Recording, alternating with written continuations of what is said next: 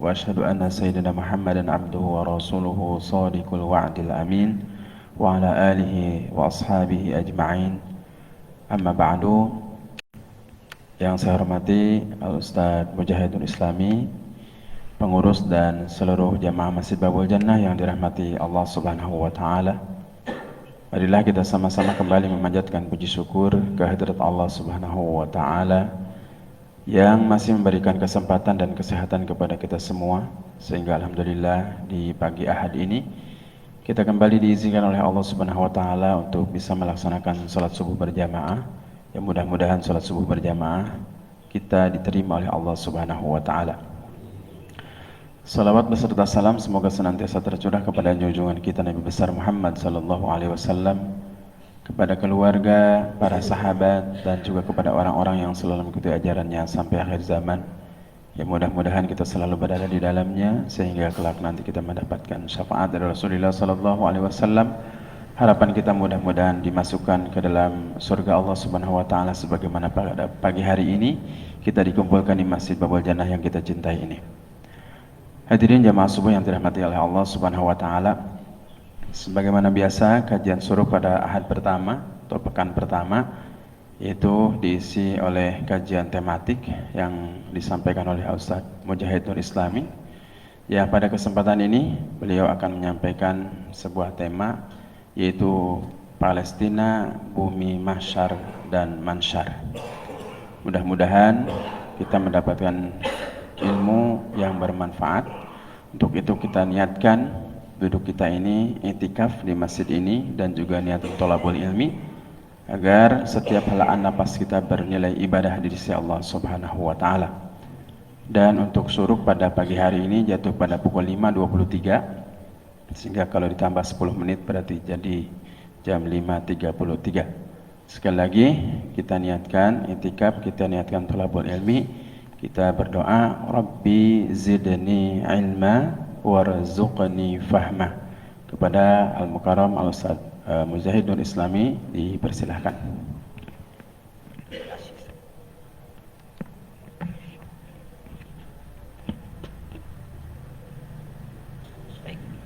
Bismillahirrahmanirrahim. Assalamualaikum warahmatullahi wabarakatuh. Alhamdulillahilladzi arsala rasulahu bil huda wa dinil haqq liyudhhirahu 'alad dini kullihi wa kafa billahi syahida. Asyhadu an la ilaha illallah wahdahu la syarikalah wa asyhadu anna Muhammadan abduhu wa rasuluhu la nabiyya ba'da. Allahumma salli wa sallim ala nabiyyina Muhammad wa ala alihi wa sahbihi ajmain, amma ba'du. Bapak-bapak dan ibu-ibu yang dirahmati oleh Allah Subhanahu wa Ta'ala, alhamdulillah pagi hari ini kita mengawali kehidupan kita dengan beribadah, bermunajat kepada Allah Subhanahu wa Ta'ala, dilanjutkan dengan mendengarkan tausiah sampai waktu syuruk tiba. Mudah-mudahan duduk dan hadirnya kita di tempat yang mulia ini senantiasa menjadi pemberat timbangan amal baik kita nanti yaumul qiyamah. Amin ya rabbal alamin. Salawat dan salam senantiasa tercurah kepada Nabi Allah Muhammad sallallahu alaihi wasallam, kepada keluarga, para sahabat, dan para pengikut beliau sampai akhir zaman nanti. Bapak-bapak dan ibu-ibu yang dirahmati Allah Subhanahu wa Ta'ala, tema kita pagi hari ini adalah Palestina, bumi mahsyar dan mansyar. Mahsyar artinya tempat dikumpulkannya manusia di akhir zaman sebelum kiamat ditegakkan. Jadi mahsyar artinya tempat dikumpulkannya manusia di akhir zaman sebelum kiamat ditegakkan. Sedangkan mansyar artinya tempat dibangkitkannya manusia sebelum kiamat ditegakkan. Jadi nanti akan ngumpul semua di situ. Nabi Isa dan Imam Mahdi serta pasukannya akan ngumpul di sana. Dajjal dan pasukannya, yakni orang-orang Yahudi, akan ngumpul di sana. Orang-orang Nasrani pun dengan pasukannya akan ngumpul di sana. Ya'juj dan Ma'juj juga akan dibinasakannya di sana. Maka semua akan dikumpulkan di sana, yang beriman maupun yang tidak beriman. Maka Palestina atau wilayah Baitul Maqdis itu menjadi bumi mahsyar, dikumpulkannya manusia dari berbagai macam bangsa sebelum kiamat ditegakkan. Dan bumi mansyar, tempat dibangkitkannya manusia sebelum kiamat ditegakkan. Bangkit melawan kezaliman, bangkit melawan ketidakadilan, bangkit melawan kesewenang-wenangan, bangkit melawan yang namanya penjajahan. Maka nanti pasukan kaum muslimin yang dipimpin oleh Imam Mahdi dan Nabi Isa akan bergabung dengan pasukan Nasrani untuk memerangi Dajjal dan orang-orang Yahudi. Bahkan sampai batu-batu dan kayu-kayu pun akan berkata, wahai kaum muslimin, ini di belakangku ada orang Yahudi, maka bunuhlah, kecuali satu pohon yang tidak memberitahu, yakni pohon Gharqad. Ya.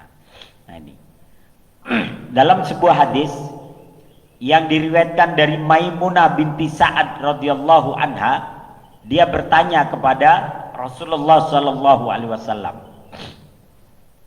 ya Nabi Allah, aftina fi Baitil Maqdis.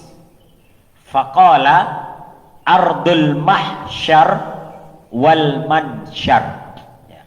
Ada seorang sahabat wanita namanya Maimunah binti Sa'ad. Maimunah binti Sa'ad bertanya kepada Rasulullah, ya Nabi Allah, aftina fi Baitil Maqdis. Berikan penjelasan kepada kami tentang Baitul Maqdis. Baitul Maqdis adalah kawasan di mana di situ ada Masjidil Aqsa. Ada yang menyebutkan Baitul Maqdis adalah kawasan yang di sekitar Masjidil Aqsa. Tapi ada yang menyebutkan Baitul Maqdis itu adalah kota Yerusalem. Disebut Bait itu rumah, Al-Maqdis yang disucikan. Jadi Yerusalem adalah rumah yang disucikan, kota yang disucikan. Ini. Faqala ardul mahsyar wal mansyar. Wahai Nabi Allah, berikan penjelasan kepada kami tentang Baitul Maqdis.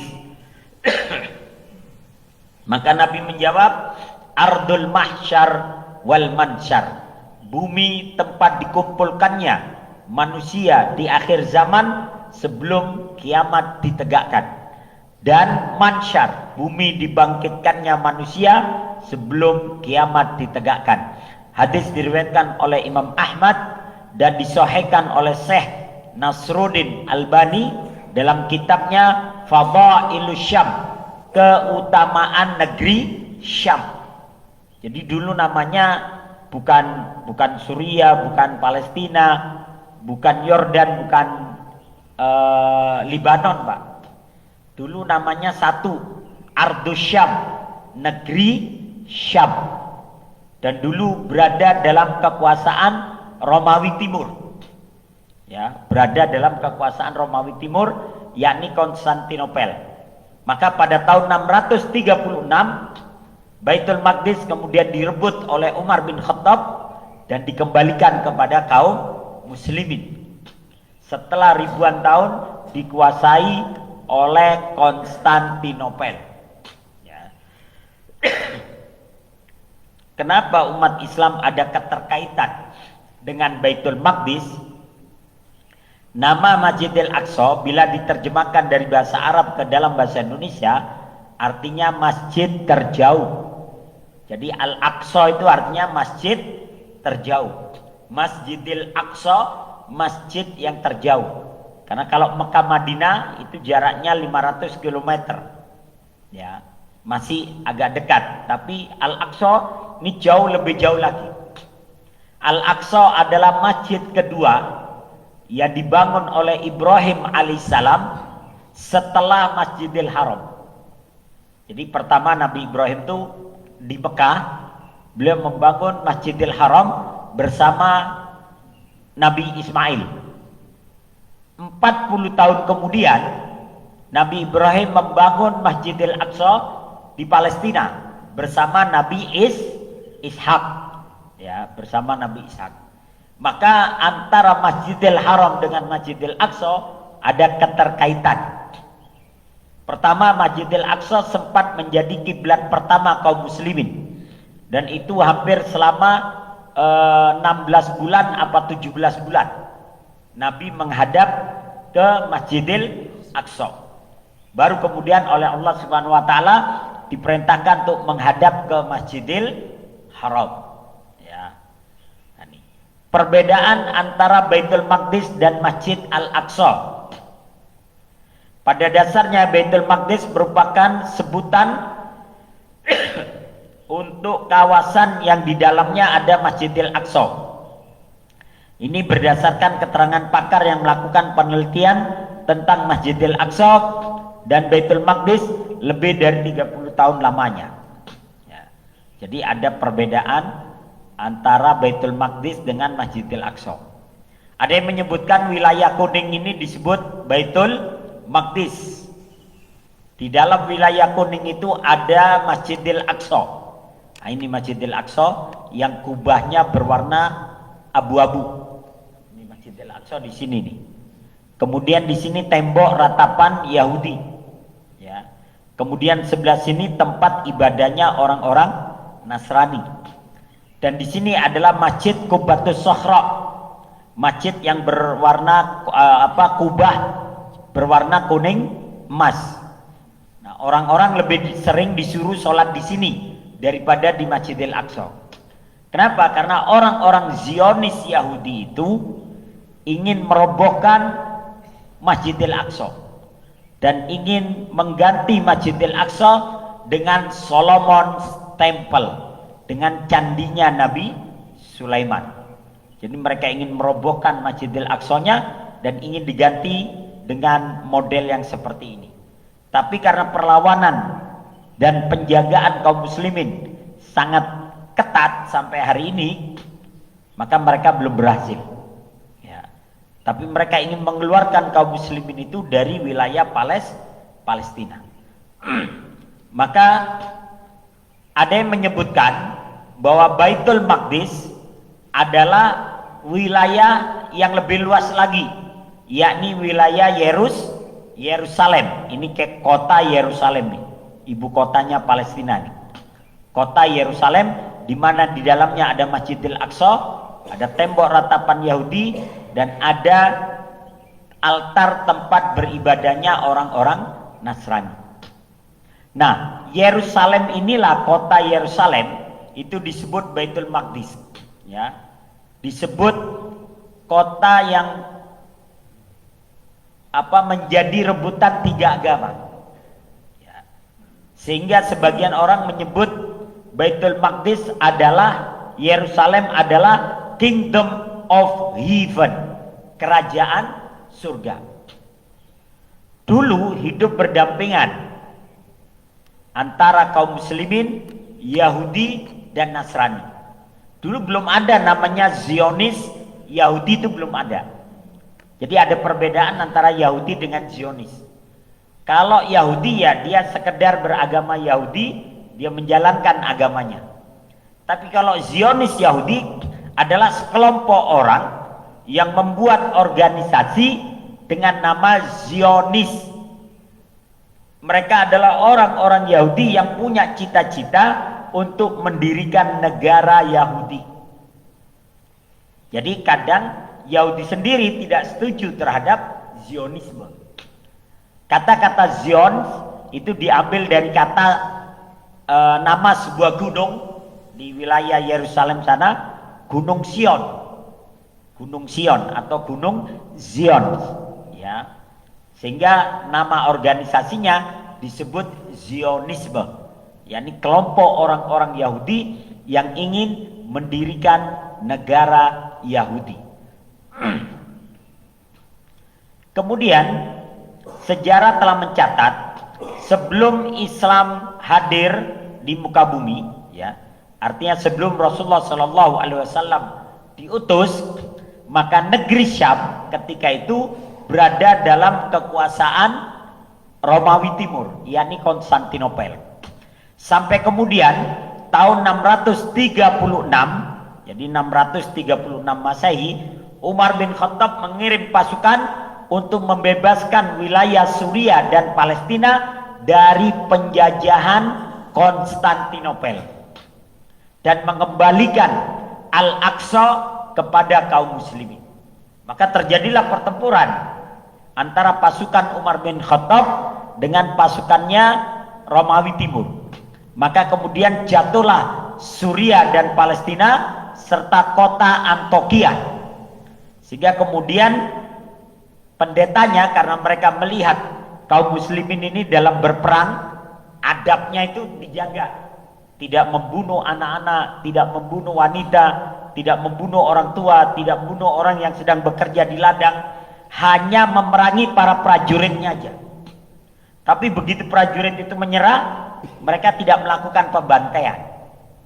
Maka akhirnya Uskup Sopronius, ya, membuat perjanjian bersama Umar bin Khattab, ya, bahwasanya di Damaskus dan Yerusalem, Damaskus ini ibu kotanya Suriah, Yerusalem ibu kotanya Palestina. Maka terjadilah kesepakatan antara Umar dan Uskup Sopronius bahwa di dalam kota Damaskus dan Yerusalem pada tahun 636 orang-orang Islam, Yahudi dan Nasrani hidup rukun damai di Suriah dan Palestina. Maka ini kemudian disebut Risalah Umariyah, perjanjian Umar bin Khattab. Dan itu Pak berlangsung selama 460 tahun. Jadi lama, dari zaman Umar sampai Umar wafat, sampai dilanjutkan khalifah-khalifah sesudahnya selama 460 tahun. Nah, selama 460 tahun itu mereka bebas dan aman menjalankan ajaran agama masing-masing di kota suci tersebut, yakni di Yerusalem. Sekali lagi, ketika itu belum muncul yang namanya Zionisme, belum muncul, ya, hanya sekedar agama Yahudi aja.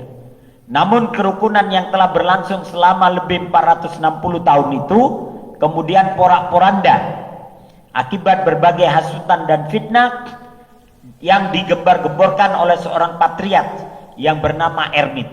Jadi ada seorang uskup namanya Ermit, dia datang ke Inggris, dia membuat berita bohong bahwa Nasrani di sana dibantai dan sebagainya.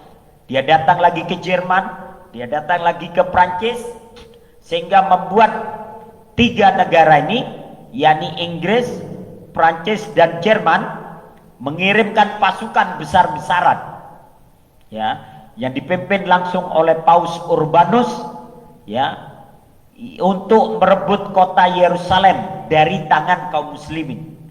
Setelah selama 460 tahun hidup damai. Maka pada tahun 1099, jadi dari tahun 636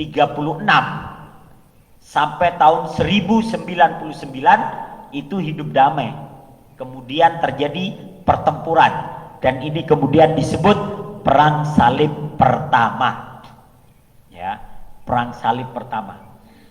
Kota suci ini kemudian berhasil direbut oleh orang-orang Katolik ketika itu. Maka ratusan ribu orang Islam dibunuh dengan kejam dan biadab, sebagaimana mereka akui sendiri Mereka mengatakan, in Solomon spoke and in his temple our men wrote in the blood of the Saracens. Saracen itu orang-orang Islam. Jadi orang-orang Islam itu disebutnya Saracen, ya. Mereka mengatakan, our men wrote in the blood of the Saracens up to the knees of their horses, ya.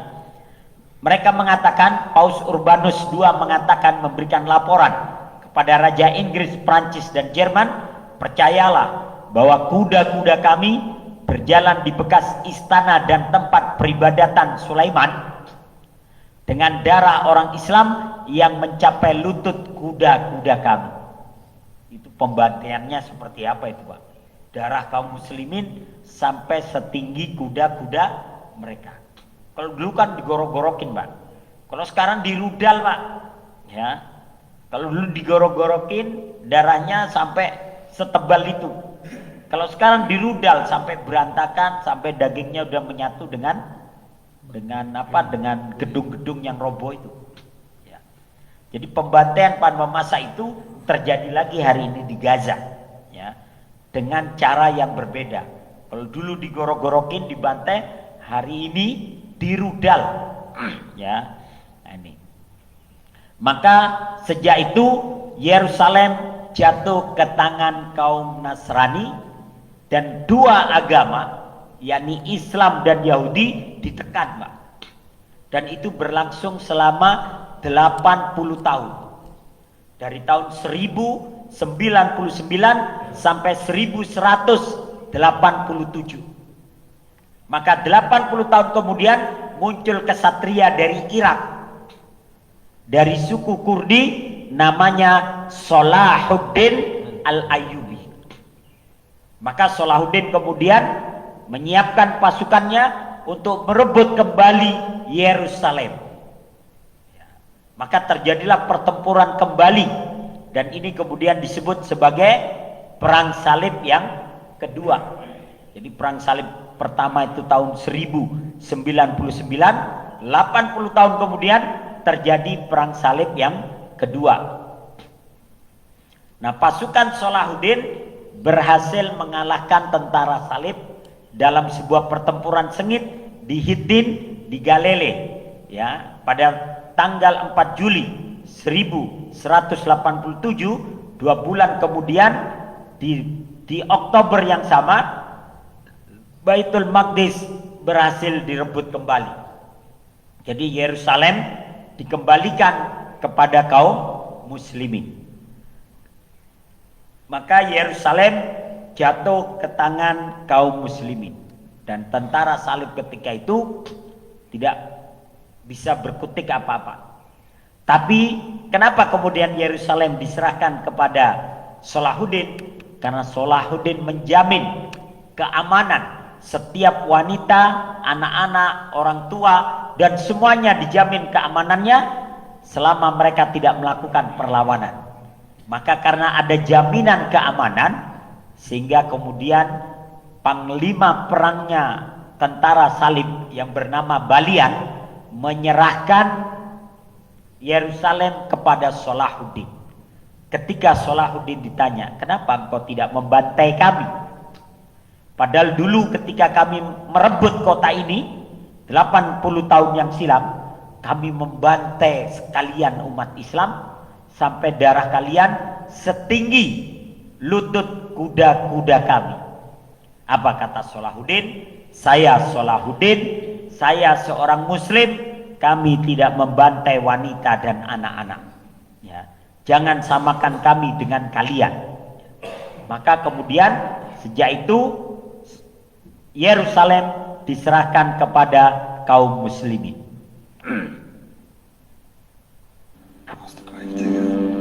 Malus!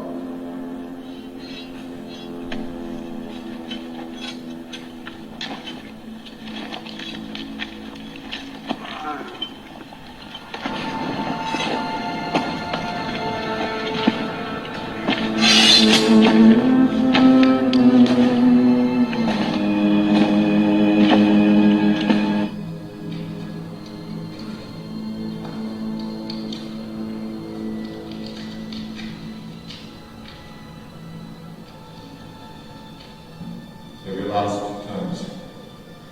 We must ask terms. Convert to Islam. Repent later.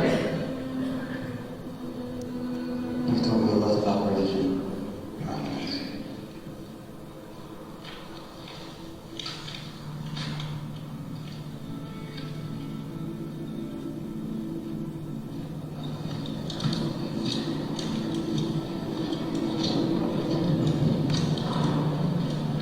Ini Salahuddin Al-Ayyubi. When you leave the city,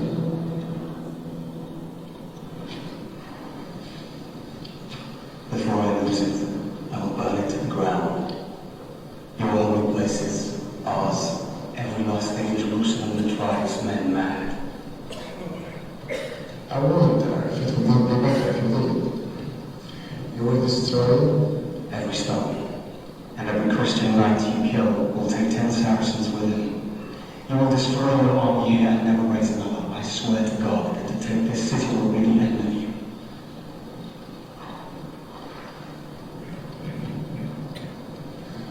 your city is full of women and children. If my army will die, so will your city.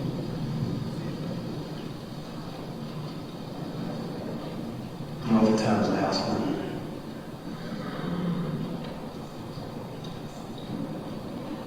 I will give every soul safe contact to Christian lands. Every soul. The women, the children, the armed, and all your knights and soldiers, and your queen. Your king, such as these, I will do, and what God will make of you. Lord will hand, I swear to God. The Christians butchered every Muslim within the walls when they took this city. I am not those men. I am Salahuddin. Salahuddin.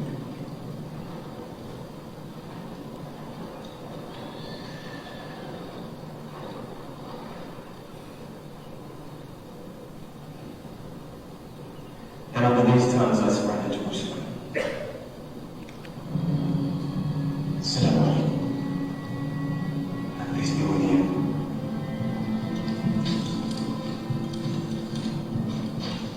What is Jerusalem worth? Nothing.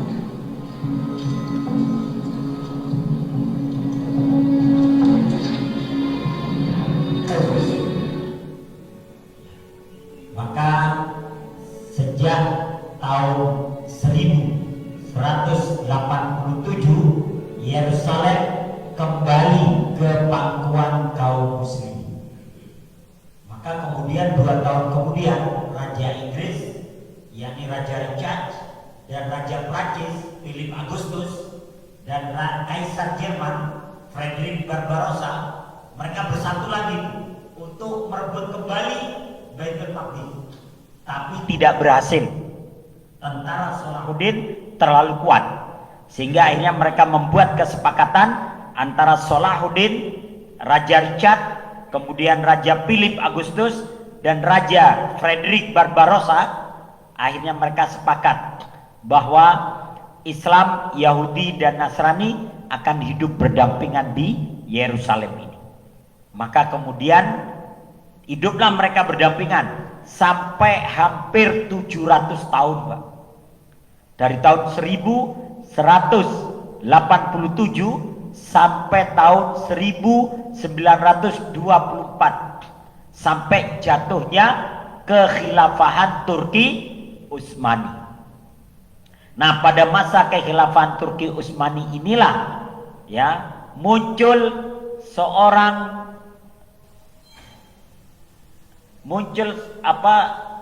kelompok yang menamakan diri mereka Zionis, ya, dan dipimpin oleh Theodor Herzl, seorang Yahudi dari Austria. Nah, ini. Jadi mulai dari tahun 1187 itu masih aman tuh, sampai 1898 mulai muncul orang-orang Yahudi yang mereka membuat kelompok untuk membuat negara Yahudi Raya.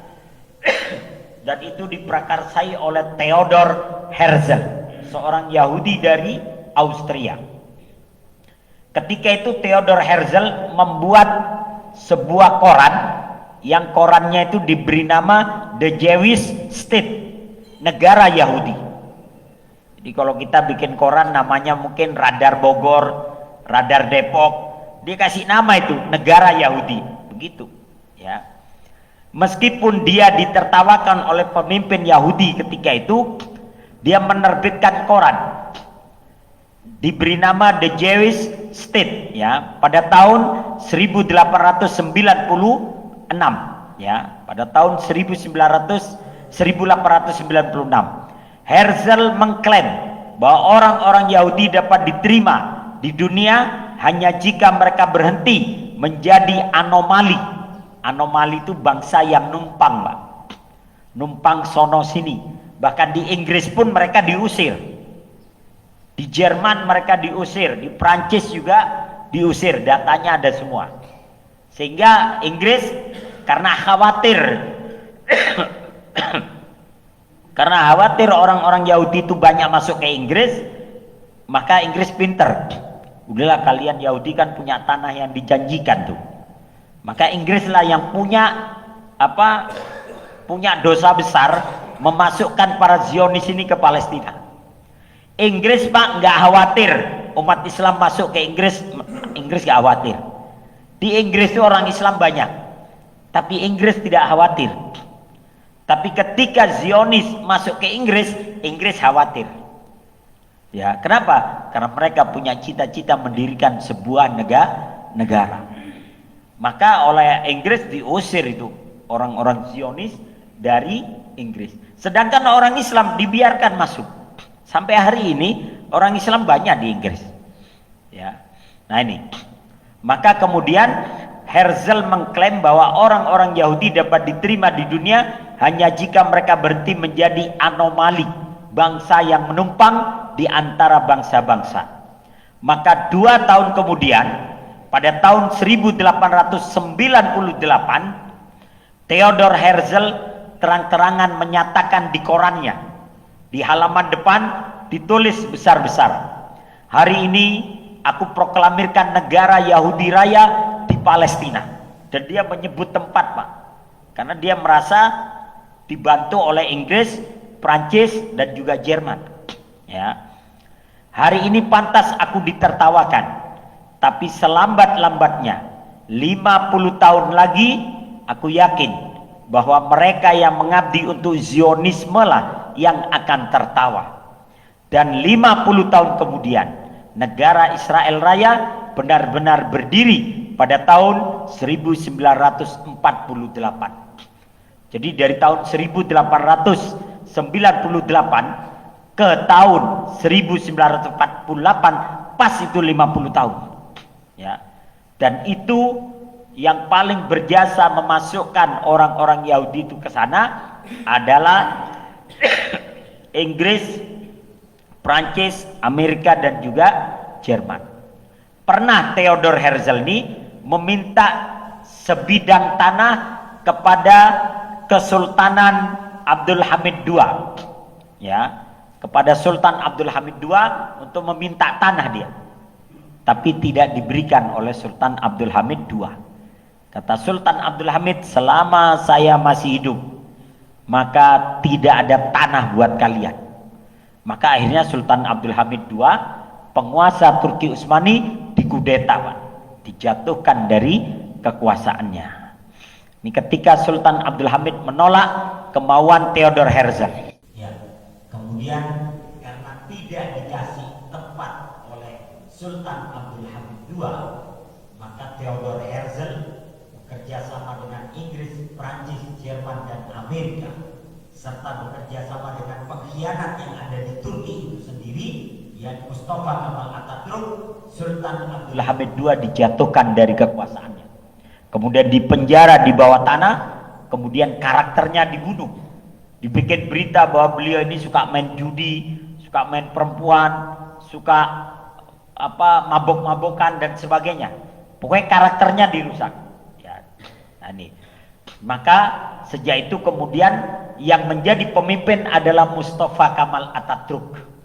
Kemudian kekhilafahan Turki Utsmani dihapus, adzan tidak boleh dikumandangkan, tidak boleh belajar bahasa Arab, madrasah-madrasah dan pesantren ditutup, dan kemudian jilbab tidak boleh dipakai.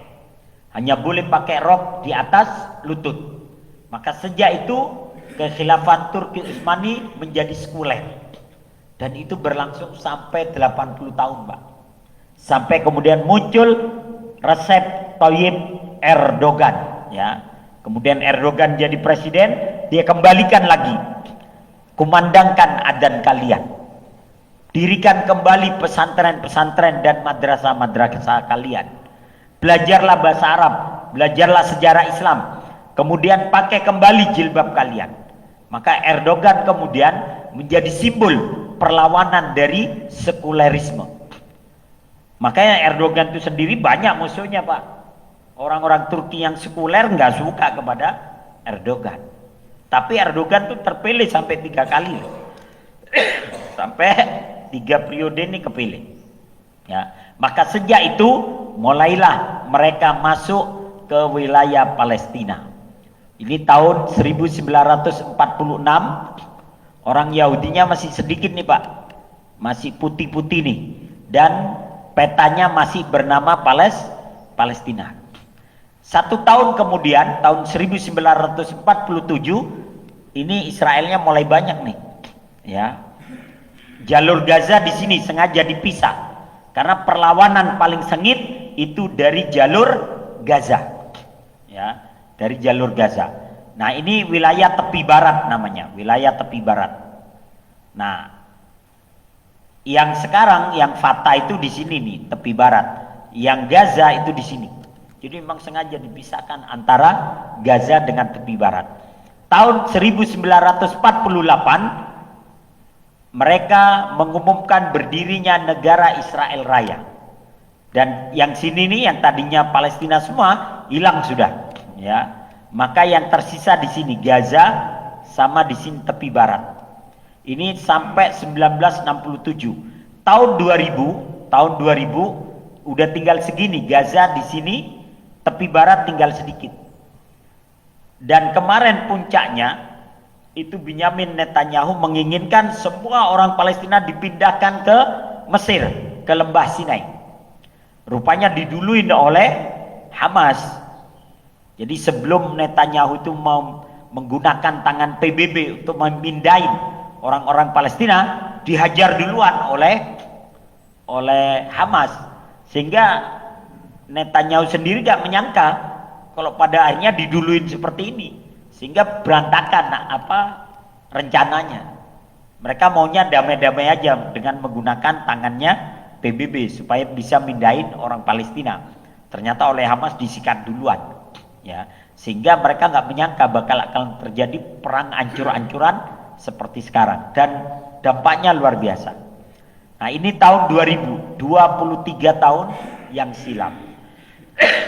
Jadi memang ada upaya untuk mengosongkan wilayah Palestina dari penduduk Palestina. Maka sejak 1948 perlawanan rakyat Palestina tidak pernah berhenti hingga hari ini. Kemudian Bung Karno pernah mengatakan tahun 1962, selama kemerdekaan bangsa Palestina belum diserahkan kepada orang-orang Palestina, maka selama itulah bangsa Indonesia berdiri menantang penjajahan Israel. Soekarno mengatakan tahun 1962 dalam pidatonya, beliau pakai jas putih itu, ya, dan beliau mengatakan itu.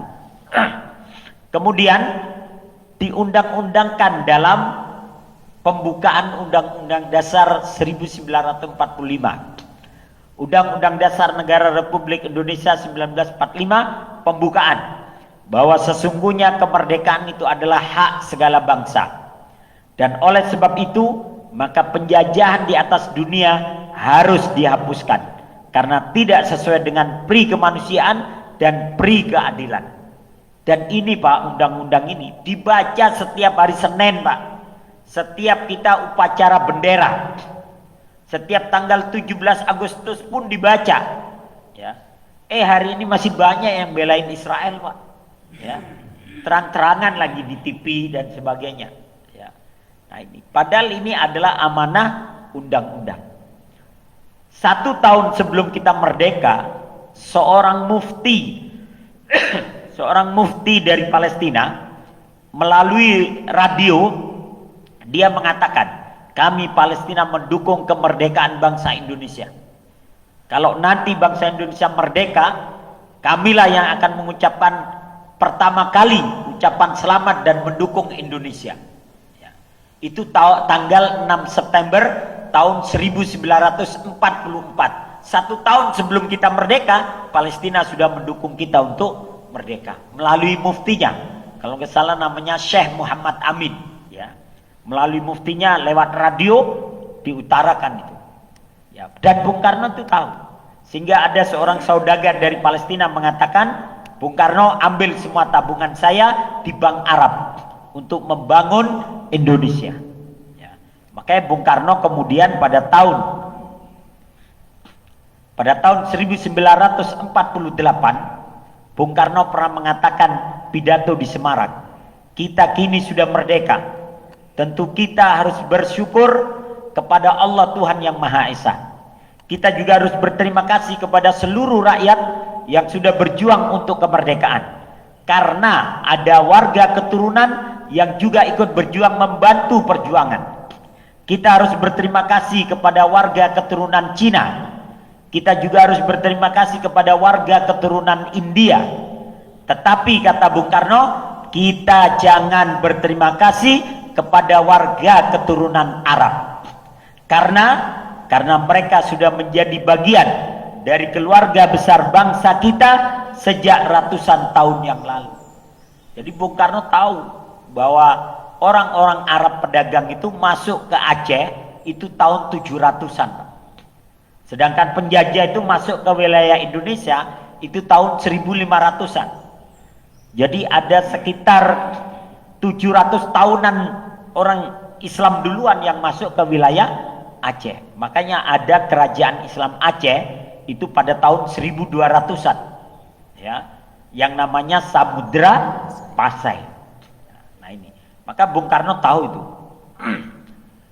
Intinya pada akhirnya Palestina, Yerusalem, Baitul Maqdis pasti akan dibebaskan. Dalam sebuah hadis Rasulullah menyatakan, yakhruju minal Khurasan ashabu rayatis sud, ya, akan keluar dari wilayah Khurasan. Khurasan itu wilayahnya Afghanistan, Pak. Ya. Akan muncul dari Khurasan pasukan-pasukan yang senantiasa membawa bendera hitam. La yadurruhum syai'ah, tidak ada satupun yang bisa menahan mereka sampai mereka mengibarkan dan menegakkan bendera-bendera mereka di Ilya, yaitu di Baitul Maqdis atau di Yerusalem. Ya. Hadis ini kalau berdiri sendiri, hadis ini ada satu perawi yang dilemahkan, tapi hadis berikutnya itu menguatkan hadis yang pertama. Rasulullah Shallallahu Alaihi Wasallam menyatakan, ashabu rayatis sud, pasukan-pasukan yang senantiasa membawa bendera hitam itu akan muncul dari Khurasan. La yadurruhum syai'a, tidak ada kekuatan yang mampu menahan laju mereka dan mereka akhirnya akan mencapai Yerusalem. Di tempat itulah mereka akan mengibarkan benderanya. Ya. Dan menurut sebagian para ulama, ketika pasukan berbendera hitam ini muncul, maka mereka sudah tidak lagi menggunakan teknologi modern. Mereka akan kembali kepada panah-panah mereka, kuda-kuda mereka, dan mereka akan dipimpin oleh seseorang dari keturunanku, kata Nabi, yang bergelar Al-Mahdi. Ya. Jadi yang bergelar Al-Mahdi.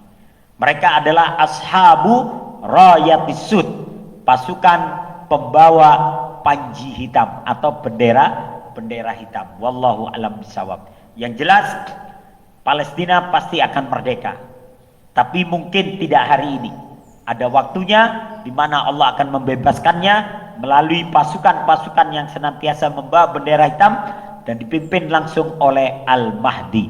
Wallahu a'lam bishawab.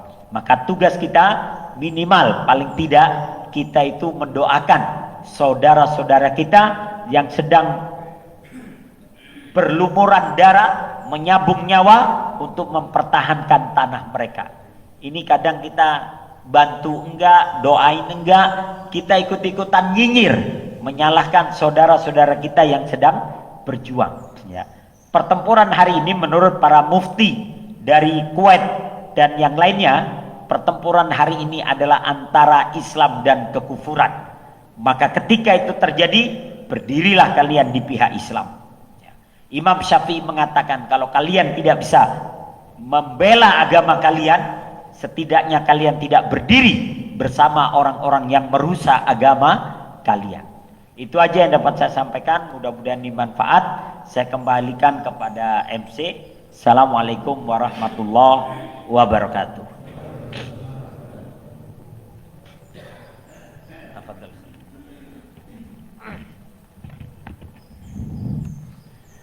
Syukran jazakumullah hasanal jaza kepada Ustaz Mujahid yang telah memaparkan sejarah yang begitu luar biasa sehingga kita semakin melek, semakin tahu tentang sejarah Palestina tersebut.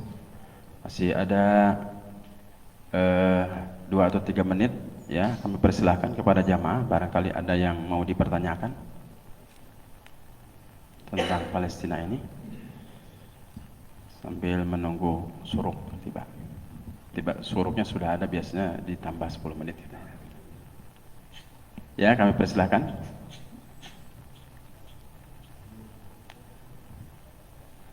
Tidak ada? Baik, kalau sudah paham semua gitu ya. Tinggal kita sama-sama doakan saja ya.